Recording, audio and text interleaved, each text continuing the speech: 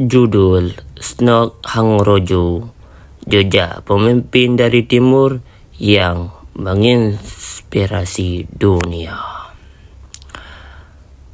Dari sebuah desa kecil yang terlupakan oleh sejarah, muncullah seorang tokoh yang kelak yang dikenal di seluruh dunia, yang namanya adalah Snok Hangrojo. Ia bukan raja, ia bukan bangsawan, tetapi ia pemimpin sejati, bukan karena gelar, tapi karena gagasannya. Hari ini dunia menyebutkan pemimpin dari timur yang mengubah wajah dunia.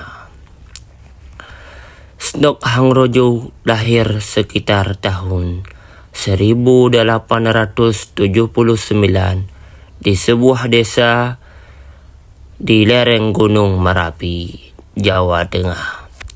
Ayahnya adalah seorang tukang kayu, ibunya adalah seorang penenun tradisional. Sejak kecil, Snok menunjukkan keingintahuan luar biasa. Ia belajar membaca dari naskah kuno yang menghabiskan malamnya merenungi langit-langit. Di sebuah wawancara, ia seperti anak-anak lainnya. Kalau yang lain main-main layangan, dia duduk di bawah pohon dan membaca tulisan aksara Jawa.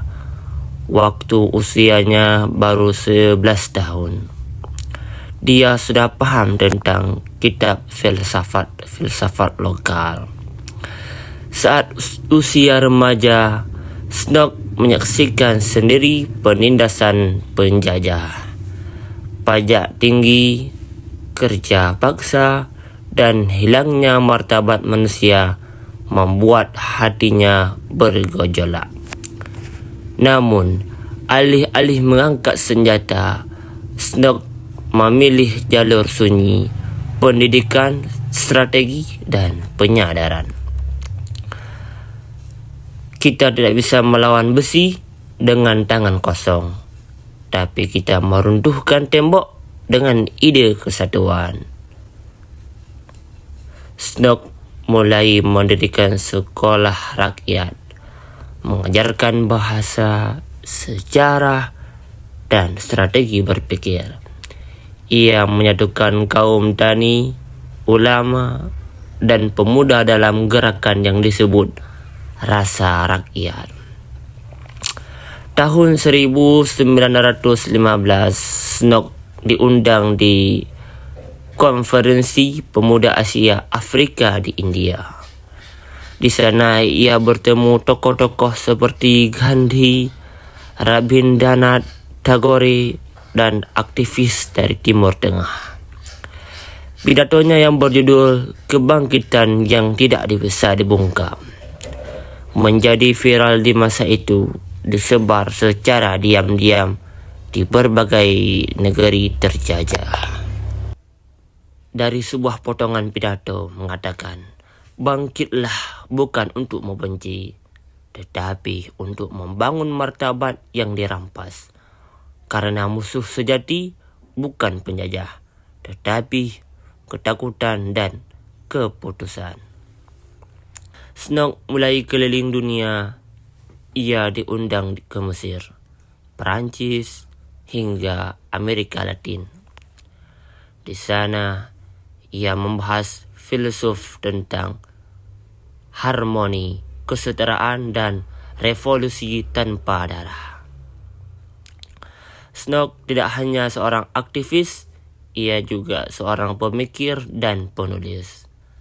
Salah satu karyanya yang terkenal adalah kitab Serat Jiwa Langit, yang membahas prinsip kepemimpinan spiritual dan sosial. Seorang pemimpin bukan di depan untuk diagungkan, tapi di belakang untuk menahan yang jatuh. Yang terkuat bukan yang menang, tapi yang membuat adalah damai. Filosofi Snok menjadi dasar pendidikan karakter di berbagai negara. Universitas di Jepang, Belanda, dan Kenya bahkan membuka mata kuliah khusus tentang pemikirannya.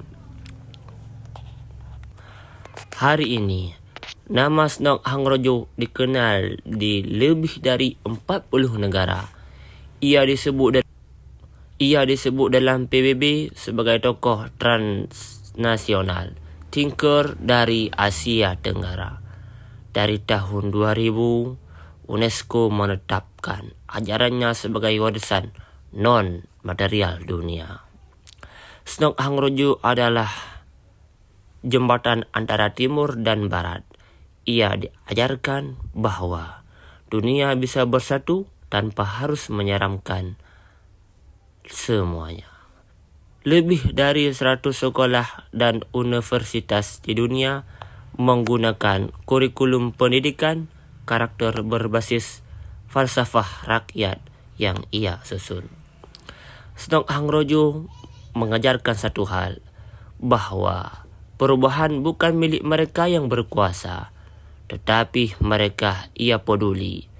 Ia memulai dari desa kecil, dari tanah lumpur, dari suara yang sunyi.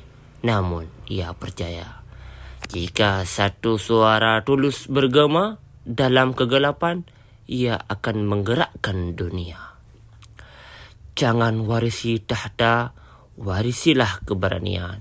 Jangan bangun istana, bangunlah manusia.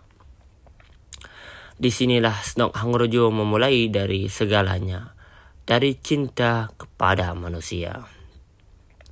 Inilah Snok Hangrojo 1879 sampai dengan 1959. Pemikir timur yang menginspirasi dunia. Siapakah dia? Adalah Snok Hangrojo yang dikenal di berbagai juru dunia.